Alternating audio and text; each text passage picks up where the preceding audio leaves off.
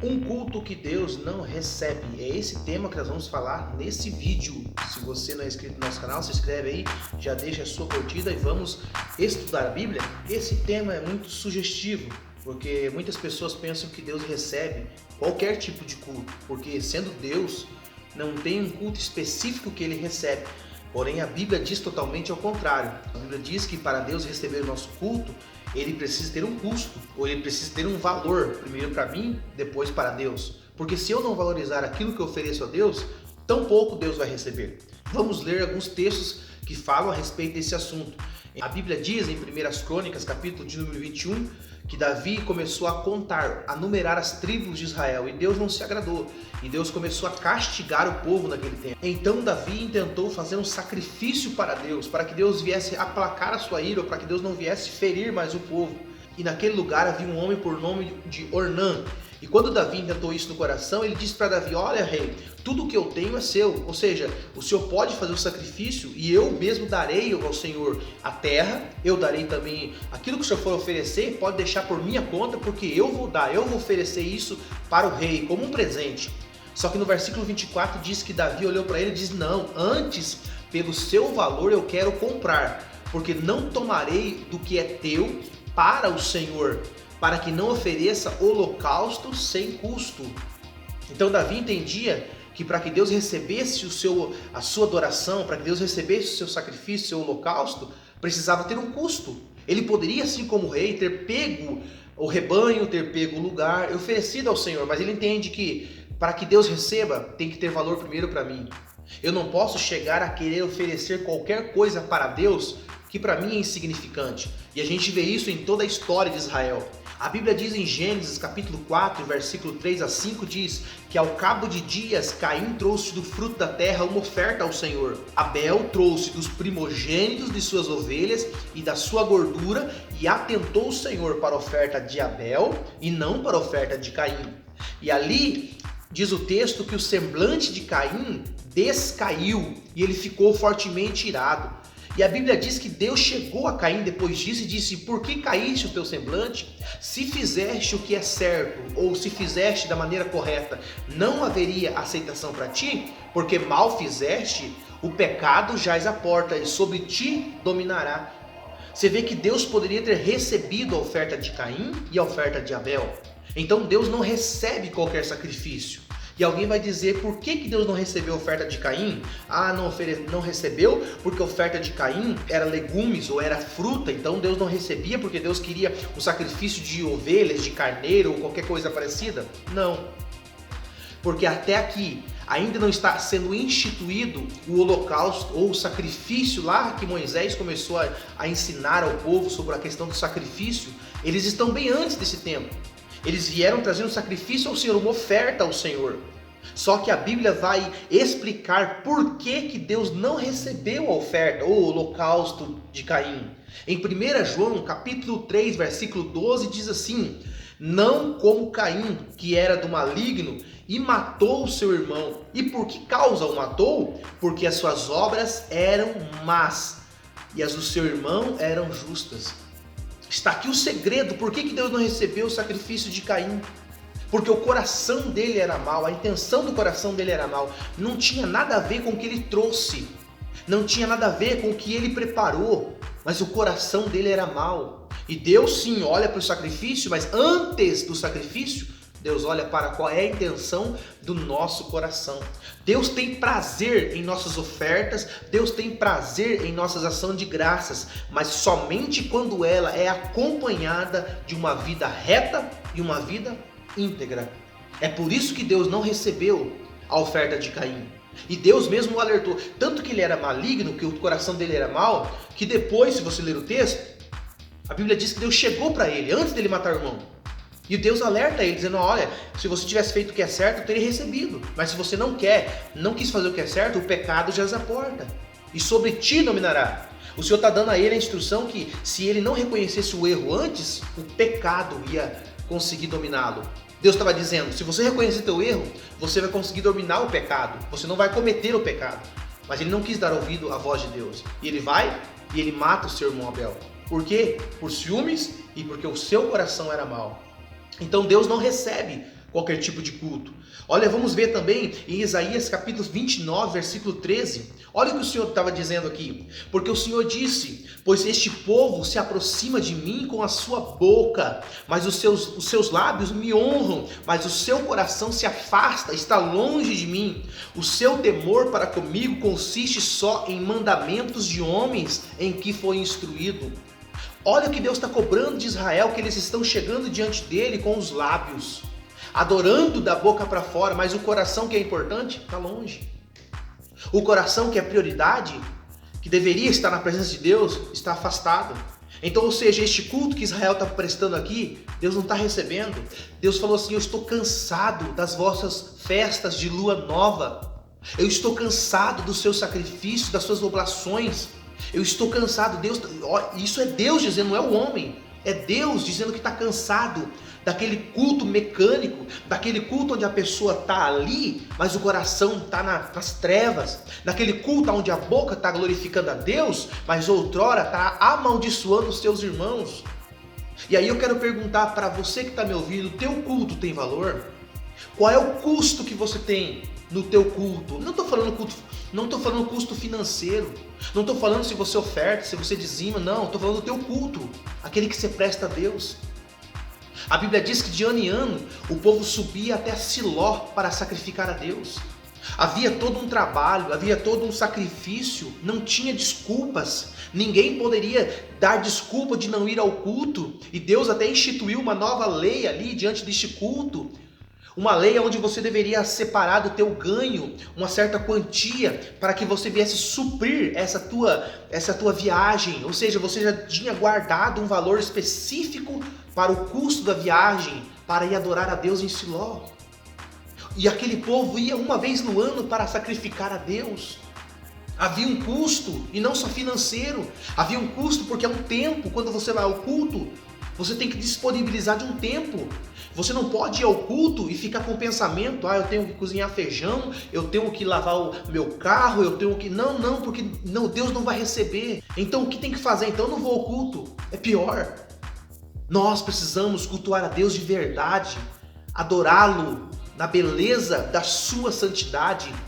Em Tiago, capítulo 4, versículo 4 e 5, o apóstolo também está cobrando, chamando a atenção do povo, dizendo: adúlteros e adúlteras, não sabeis vós que a amizade do mundo é inimizade contra Deus?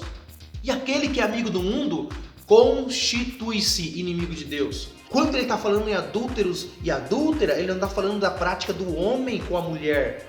Ele está falando de Israel com o mundo. Israel foi chamada para ser escolhida por Deus. Israel foi chamada para estar com Deus em relacionamento espiritual. E todas as vezes que Israel adorava a Deus e ao mundo, ela estava adulterando, ela estava cometendo adultério. Porque Deus leva muito a sério a comunhão espiritual, a vida espiritual, o que está dentro de mim, como eu cultuo a Deus. Deus, claro, presta muita atenção no meu culto racional, com minhas palavras, com o meu louvor, com as minhas palmas e coisas parecidas, mas também Deus se preocupa com o meu culto que vem de dentro para fora. Meu culto como meu culto, a minha vida. Não é só eu ir ao templo, mas a minha vida. O que eu faço depois que eu saio do culto? Como eu levo a minha vida? Isso também é um culto a Deus. O culto não está simplesmente fechado entre quatro paredes. O culto é a minha vida, como eu estou vivendo. Isto é o culto ao Senhor. É por isso que Tiago estava dizendo, cobrando, dizendo que a amizade do mundo é inimizade contra Deus. E isto que Tiago diz também vale para hoje. Quantas pessoas que cultuam a Deus dão glórias a Deus no templo e xingam palavrão em casa? Quantas mulheres que falam em línguas estranhas na igreja e amaldiçoam seu marido em casa? Quantos filhos que não obedecem aos pais, xingam os pais, desprezam a lei de Deus porque Deus manda honrar pai e mãe? E aí na igreja vai cantar hino lá: eu quero ver Jesus. Eu quero te ver, Jesus. Desse jeito Deus não recebe. Deus está enojado desse tipo de culto, porque Deus não quer simples um momento, meia hora, uma hora que você vá ao culto e ali você se transforma. Não! Esse culto que não tem custo, Deus não recebe. Deus quer receber o nosso culto, aquele culto verdadeiro, aquele culto que sai de dentro da alma, aquele culto, quem sabe, que você não tenha todos os dons, mas você é uma pessoa justa. A Bíblia diz que a terra toda se corrompeu, porém Noé era justo. Deus achou graça em Noé. É isso que eu quero que você entenda. O culto a Deus não é um momento, o culto a Deus é uma vida. E é claro que eu ir ao templo é uma parte deste culto, sim, mas vale-se muito como eu estou vivendo, como que o mundo está vendo, como que o mundo está me observando. Malaquias capítulo 1, versículo 6 ao 8, só para você ter uma noção. Olha o que diz a Bíblia: o filho honra o pai, o servo honra o seu senhor. Se eu sou pai, onde está a minha glória? É Deus falando. E se eu sou o Senhor, onde está o meu temor? Diz o Senhor dos exércitos. E vós, ó sacerdotes, que desprezai o meu nome, e vós dizeis: em que nós temos desprezado o teu nome? Aí o Senhor vai dizer: ofereceis sobre o meu altar pão imundo, e dizeis: em que te havemos profanado? Nisto que dizeis: a mesa do Senhor é desprezível. Porque vocês oferecem animal cego para o sacrifício, isto não é mal? E quando ofereceis o coxo e o enfermo, isso também não é mal? Ora, apresenta-o ao teu governador, porventura ele se agradará dele, ou seja, leva o sacrifício que você está levando para Deus, para o teu governador, ele vai se agradar disso? Ou aceitará ele a tua pessoa?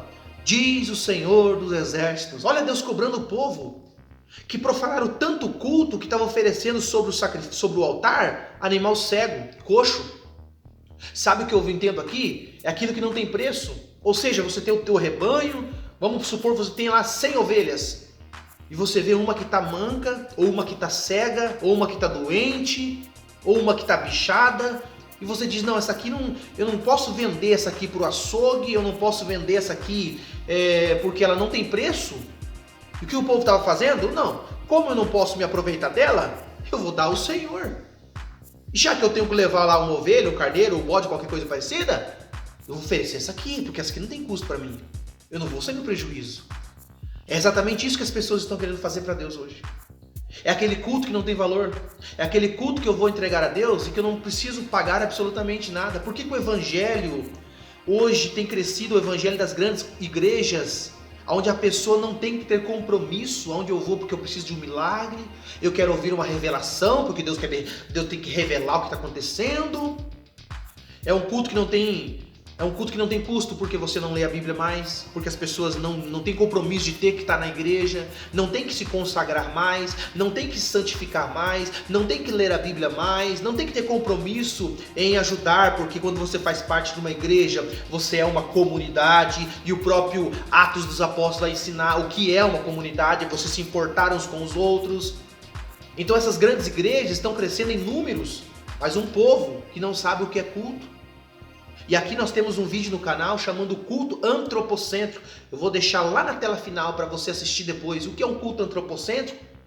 É exatamente o que nós estamos falando aqui, um culto ao homem. Um culto onde eu vou para receber bênção, milagre, cura, libertação ou até mesmo revelação. Um culto que eu acho que o culto é para mim. E o culto nunca foi para mim. O culto é sempre para Deus.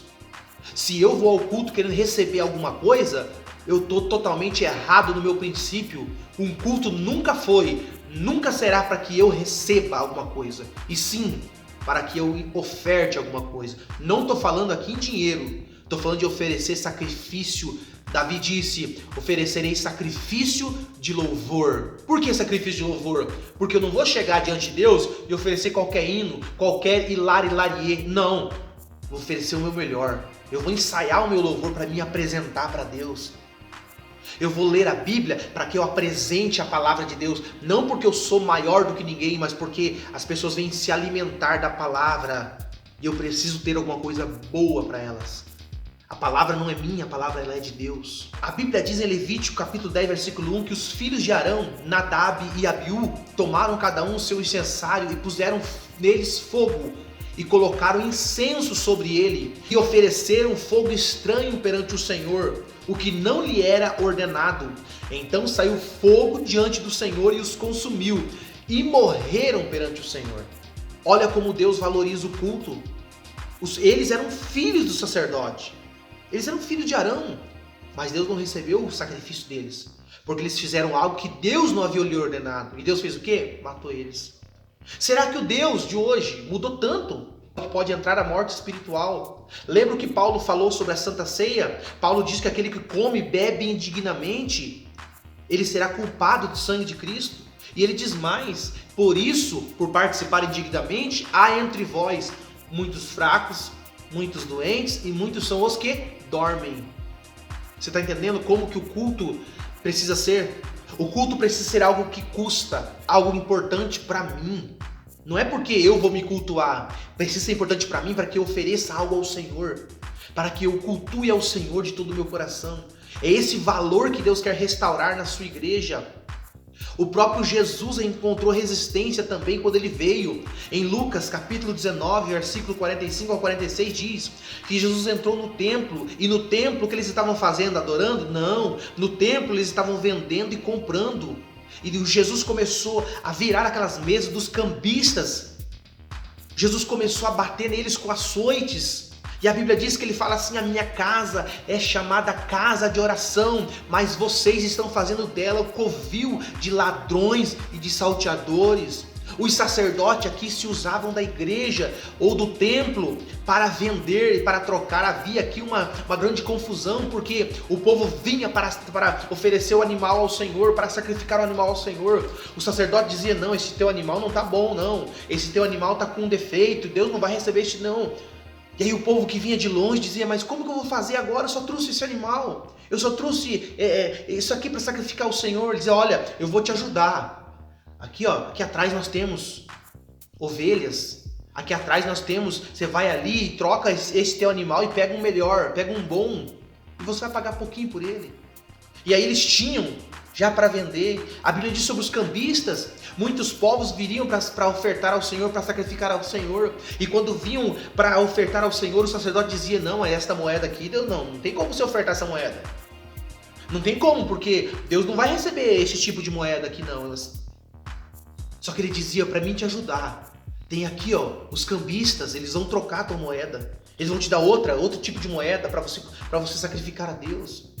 Era isso que o Senhor estava condenando aqui. Vocês, o sacerdote, estão fazendo da minha casa uma casa de um covil de ladrões e de salteadores. Aqueles que deveriam ensinar o culto estavam deturbando o culto. Ah, mas diante de toda essa situação que nós estamos enfrentando, pastor, de igrejas falsas, de escândalos e de cultos que são mais ao homem do que a Deus, o que temos que fazer? Deixar de cultuar? Não. O remédio para isso é um culto verdadeiro. O remédio para esse monte de escândalo é você e eu andarmos em sinceridade diante de Deus. É você e eu ser exatamente o que Jesus ensinou. Vocês são sal, vocês são luz. Não se esconde uma cidade edificada numa montanha. Ou seja, quando eu fizer o meu culto verdadeiro, o mundo que está fazendo um culto que não agrada a Deus, as pessoas que estão lá fora vão realmente ver a diferença do culto a Deus e do culto ao homem. Está faltando pessoas que cultuem a Deus de verdade, que ofereçam um culto que custa tempo, custa preparação. Olha só, em Mateus capítulo 22, 37, Jesus diz assim, ó, quando lhe perguntaram a respeito da lei e dos mandamentos da lei, ele diz assim, ó: amarás o Senhor teu Deus de todo o teu coração, toda a tua alma, todo o teu entendimento, todo o teu pensamento. O que ele está dizendo? Um culto completo. O culto completo não é só da boca para fora. O culto completo começa de dentro do coração, transcende a alma, os pensamentos, ou seja, tudo o que há em mim. Como Davi diz: tudo o que há em mim, bendiga ao seu santo nome. Tudo o que há em mim precisa cultuar a Deus. Tem muita gente que diz: eu sou crente, mas a minha mão não é. Então você não é crente. Eu sou crente, mas eu não levo desaforo para casa. Eu sou crente, se alguém me xingar, também xingue. Não, você não é crente. O crente, ele entregou sua vida completa a Deus. Ou seja, se ele é crente e o braço dele não é, Deus tem que cortar o braço dele e jogar fora. Então, se você é crente verdadeiro, teu corpo é um sacrifício vivo ao Senhor, é o que Paulo diz. Em João capítulo 4, o Senhor está conversando com a mulher samaritana e chega a um ponto que ela diz assim: Senhor, mas os nossos pais adoraram no monte, vocês dizem que tem que adorar em Jerusalém. Aonde que é o lugar correto? E disse Jesus: mulher, crê que vem a hora em que nem neste monte e nem em Jerusalém adorarei ao Pai? No versículo 23 e 24 ele diz: mas a hora vem e a hora é esta, em que os verdadeiros adoradores adorarão o Pai em espírito e em verdade, porque o Pai procura os tais que assim o adorem. Deus é espírito e importa os que adorem, o adorem em espírito e em verdade. Esse é o culto que Deus recebe.